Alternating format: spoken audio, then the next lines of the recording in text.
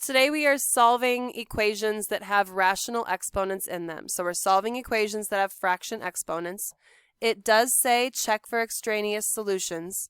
And just like yesterday, there are two specific scenarios where we may have extraneous solutions present themselves.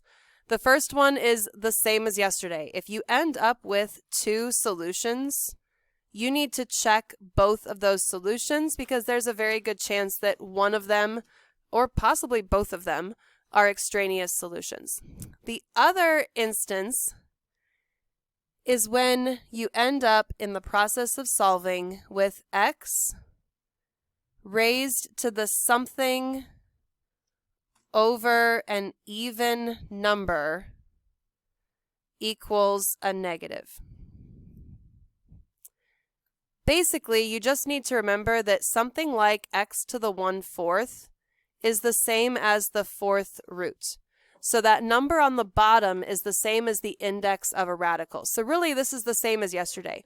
If you have an even index radical equaling a negative number, that's a clue that your solution might not actually work. So if anywhere in the process we have an even number on the bottom of the fraction equaling a negative number, that's a red flag. All right, let's start solving these. You need to remember that this is not 2x to the 3/2. This is 2 times x to the 3/2.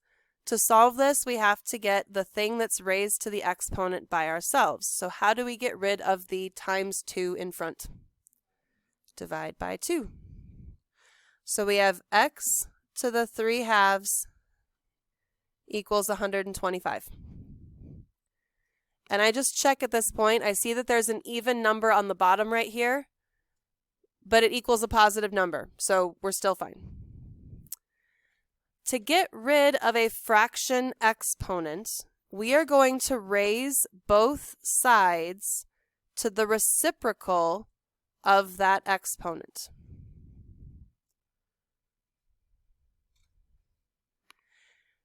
On the left side, if we multiplied 3/2 times 2/3, we would get 6/6, which is 1. So we simply have x on the left side. On the right side, you first need to think about, can I do 125 raised to the 2/3? Raising it to the 2/3, that is the same as a third root. And we can take the third root of positive numbers or negative numbers. So yes, this is fine. We can do this.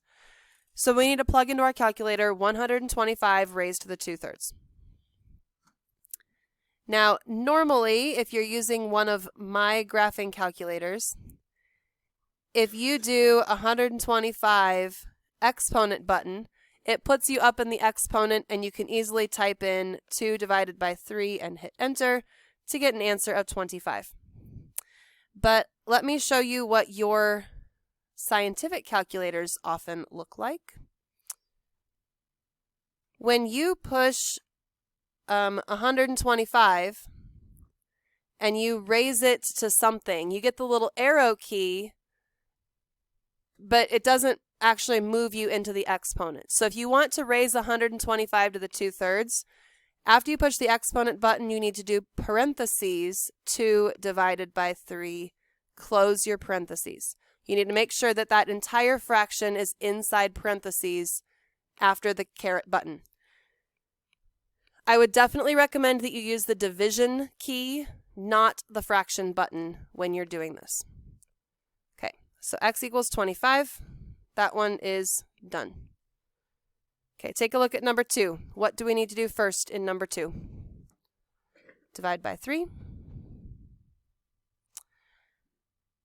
X raised to the 4/3 equals 81. Okay. Right now, I check this. My bottom number is an odd number, so we're fine. What fraction should I raise both sides to? The 3/4. Basically, anytime you have a fraction exponent, I want you to stop and check and think about what it actually means and what it's actually doing. This is, sorry about that, because the 4 is on the bottom, this is a fourth root. That's an even index radical. If you put in an even index in the process of solving, you have to put a plus minus in front of your answer. If we were sticking a fourth root into this problem, we would have to put a plus minus in front of that fourth root. So because that bottom number is even, we need to use a plus minus with our answer. So x equals positive or negative 81 raised, oops, that's 80. 81 raised to the 3/4. 27. Okay, I got two solutions. I got positive 27 and I got negative 27. If we have two solutions, we need to check for extraneous solutions. So we're going to check both of these in the original problem up here at the top. So I'm going to do 3 times 27 raised to the 4/3 and see if it gives me 243. 3 times 27 raised to the 4/3. It gave me 243, so positive 27 is good. Now I'm going to try negative 27. 3 times negative 27 raised to the 4/3. We want to see if it equals 243.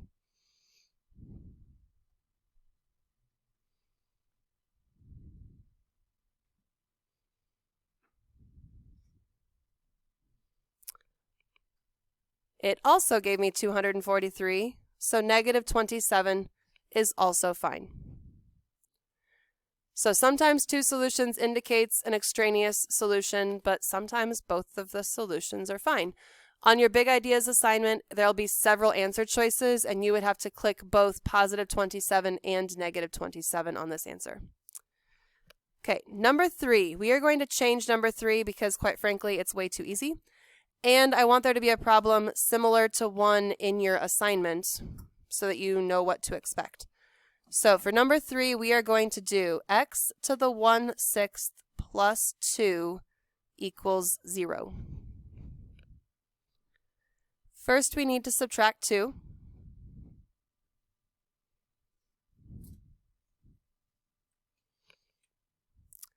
Okay. At every step, when I have a fraction exponent, I'm going to be checking that bottom number to see what that means. This is an even number on the bottom, and we're equaling a negative on the other side. This is a red flag.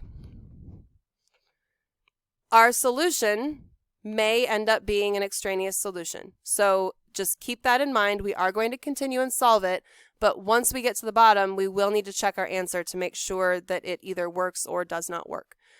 To get rid of an exponent of 1/6, we raise both sides to the 6th. When you do negative 2 to the 6th, you have to put it in parentheses. If you just type in negative 2 raised to the 6th, it's going to give you negative 64. But if you take negative 2 and multiply it 6 times, that's an even number of negatives, which will cancel. So this should be positive 64.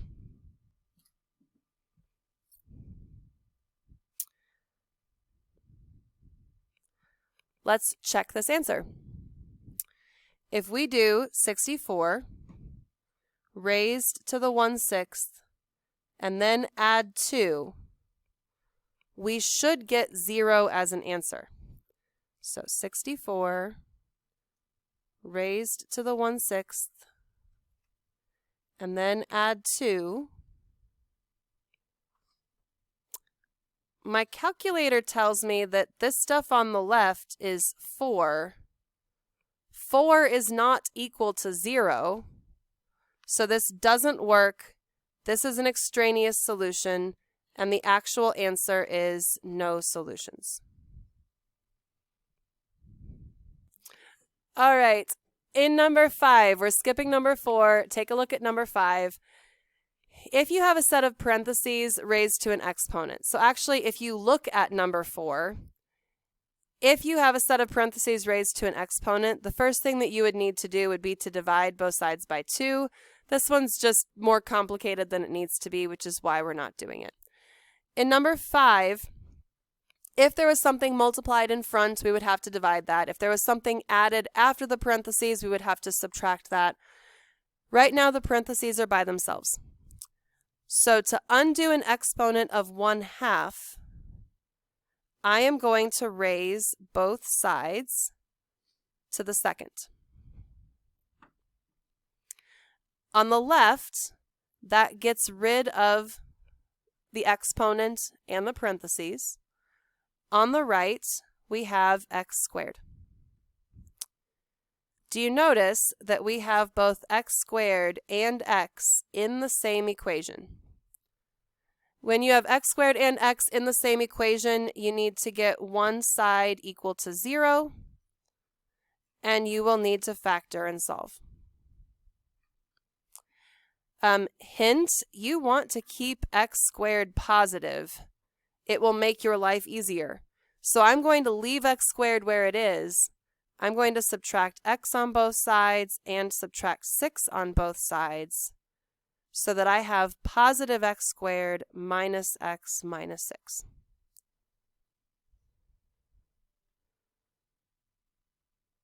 We are looking for two numbers that multiply to give us -6. The same numbers have to add up to -1. That'd be -3 and +2. I can't write today.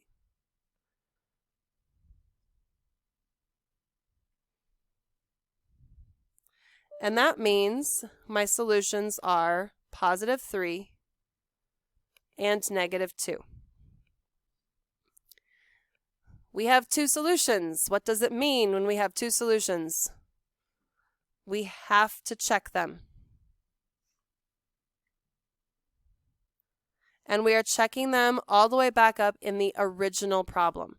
So for x equals 3, you would do 3 plus 6, raise it to the 1/2, and then it should equal 3.